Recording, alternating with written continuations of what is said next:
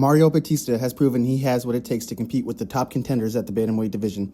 He has big wins over legends like Jose Aldo. He has been on long 8-fight win streaks in one of the toughest divisions in the UFC, but yet people still tend to overlook him in this matchup, and I get why. He's not a huge knockout artist, he's not too flashy, and he doesn't have the biggest following. And reasons like that are why he gets overlooked so often. So the question is Vinicius Oliveira going to be too much for him to handle? Stylistically, this fight could go completely different than what an average person could expect. Let's get into it. When we look at Mario Bautista, the first thing that stands out isn't one big weapon. It's how he's solid everywhere. He's one of those fighters that's really hard to deal with because nothing he does is ever too reckless and nothing he does is easy to exploit. Durability plays a huge part in that. Only being stopped by TKO once in his entire career, and even in fights where he's been hurt, like against Ricky Simone, he pops right back up and keeps pushing forward. That matters in fights like this. On top of that, he's got a really good gas tank, he doesn't slow down as the fight goes on, and he's comfortable fighting at a pace that forces the opponent to work every second of the fight. He's consistently pressuring, cutting off the cage, and making you fight when you don't want to. Technically, he does a lot of smart things. He'll switch stances depending on the matchup. He does a very good job coming in and mixing in body shots throughout the fight, and he doesn't hunt for knockouts. He's trying to break you down over time, and that kind of approach adds up round after round. Now, when you put Mario Bautista across from Oliveira, I feel like this fight really comes down to pressure versus power. Oliveira is very dangerous early on in the fight. He's big for the weight class, very explosive, and he throws every shot with bad intentions. If he can land clean in the first round, he absolutely has the ability to change how this fight plays out. But on the flip side of that power is how hard Oliveira swings. He commits a lot to his punches, and when he's loading up so much, when he misses, he tends to put himself out of position. He drops his hands a lot, walking forward with his stance open. I feel like that's where Mario's style starts to matter. While Bautista does need to be very cautious while on the feet, he doesn't always need to be perfect. He just needs to keep his constant pressure and stay in Oliveira's face. Keep cutting off the cage. Don't allow Oliveira to control the distance of the fight. Force him to reset over and over again. The more that Mario makes Oliveira move, the more that his gas tank becomes a question. We've seen him fade before, especially in fights that don't go his way early on. Another huge factor is where this fight takes place. Like I said before, Mario cannot allow Oliveira to control the range. That's what's going to favor him the most. But Mario does a really good job of closing the distance, backing guys up to the fence, and controlling them there. We saw Mario do this perfectly against Jose Aldo, neutralizing his offense, staying heavy, and making the fight ugly where it needed to be.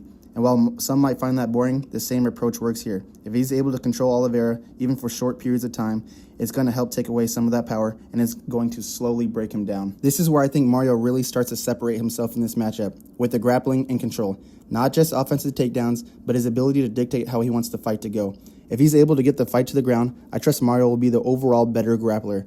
He's good in scrambles, and he understands position over explosion. He's not going to rush the submission, and we saw in his last fight against Umar, he does have very good submission defense, and he's always going to look to outwork his opponent. But even if he is unable to get a takedown, the clinch is going to be huge for Mario. Like I kind of touched on earlier, I believe he'll be able to eventually get a hold of Oliveira, push him to the back of the cage, land some short shots in there, and just drain his energy.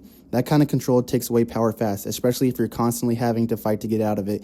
Going back to the Jose Aldo fight, we saw at times where he just accepted being in the position for long periods of time. His pace is really going to show to be the difference. The longer the fight goes on, the more Mario's consistent pressure is going to be a problem. And while Mario might not possess the same power as Oliveira, he does a good job at mixing in body shots all throughout the fight. All of these things are going to add up, as Oliveira might have the size and power advantage early on, but over time, I see these things are going to flip the momentum of the fight. As Mario doesn't need to dominate certain positions, he just has to slowly grind a minute at a time, and that's how he breaks people down. But at the same time, with all that being said, this is not a free fight or going to be easy for Mario whatsoever. There are real dangers here, especially early on, with my biggest concern being Oliveira's power. Even though Mario only has one career loss by TKO, we have seen him drop before, like in his fight with Ricky Simone. Even though he got right back up and recovered well, staying right in the fight, that does show that while he is very durable, he is not untouchable. Oliveira is going to hit harder than most of the guys Mario's faced, and if he lands clean early on, that could change everything. Another factor is that Mario doesn't have that one-punch knockout power. He's not going to be able to force Oliveira into backing up with single shots, and he's not going to be able to get off crazy combinations that's going to overwhelm you.